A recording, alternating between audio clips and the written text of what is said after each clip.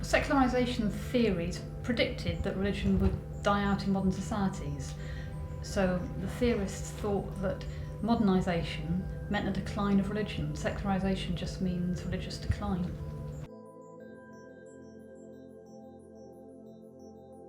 There's a lot of debate now about whether Britain's a secular society and whether secularization theory was actually right, in predicting that religion would die out. And there's a lot of evidence on both sides. Secularization theorists would point to church decline. The number of people going to church has halved since the 1970s. But on the other hand, the 2001 census, which had a question on religion for the first time, surprised everyone. 72% of the people said they were Christian, 77% they were religious, one faith or another, and that doesn't sound very secular. So it's really quite a mixed picture. Yeah, the word post-secular has become fashionable in the last 5, 6, 7 years, and it's used, I think, it's used to give the impression that maybe we were secular, there was a phase of secularity, but it wouldn't be accurate to say that's true anymore. But actually I think it can be a bit misleading if it suggests there's some huge religious revival. We're not seeing that, but we are seeing religion become much more publicly present. So that's partly because of religions that are brought by immigration. It's partly because spirituality has grown. It's partly just that religion is back on the world stage and you can't ignore it anymore. We took the town of Kendal in Cumbria and we used it as kind of spiritual laboratory and just to look at what was going on. And we found, two main sorts of religion there. It was a very white town. The churches, which have declined, and there wasn't much sign that that was changing. But then we found an awful lot of spirituality, New Age, holistic spirituality, paganism, all sorts of types of activity which are doing very well, growing really very fast.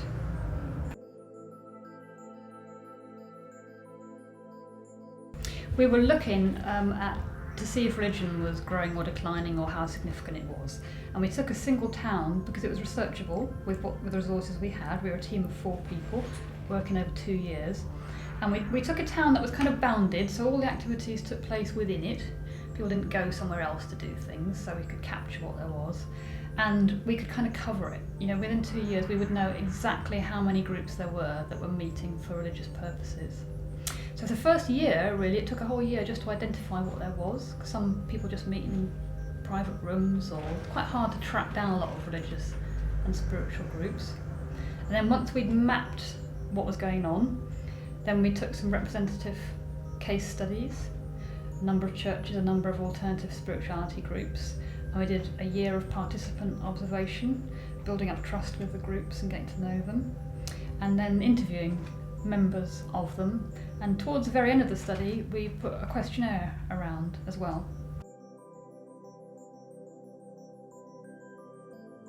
We were asking them about their beliefs and their values. It was quite culture focused, and what they thought, what their religion meant to them, how they thought about the divine, what their ethics were, how they lived their life, how important religion had been in their autobiographies.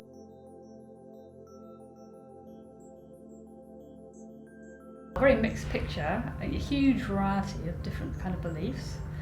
The religious people tended to, one of our main findings was that the Christian churches, people within them, tended to have a picture of authority as something somewhat outside the self, whether they're in the church or the community or the Bible or God himself, that you need to attend to.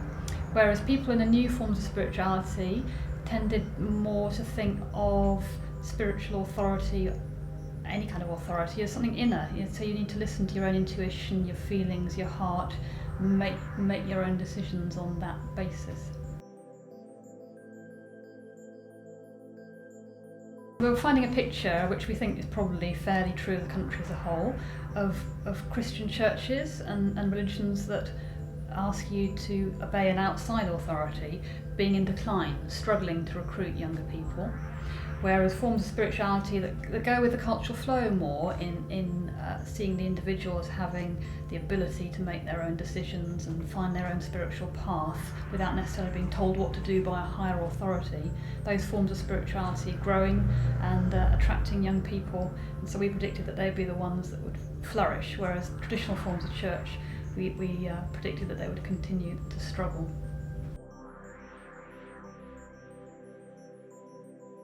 I think the biggest change is that sociologists have tended to look at religion in a national framework, whereas we're increasingly seeing it's a global force. So if you're a Muslim in this country, it's not just about being British Muslim. You're linked through the internet, through Hajj, through your community belongings elsewhere. It's about a global belonging. So I don't think what happens in this country is all that's going to determine the future of religion.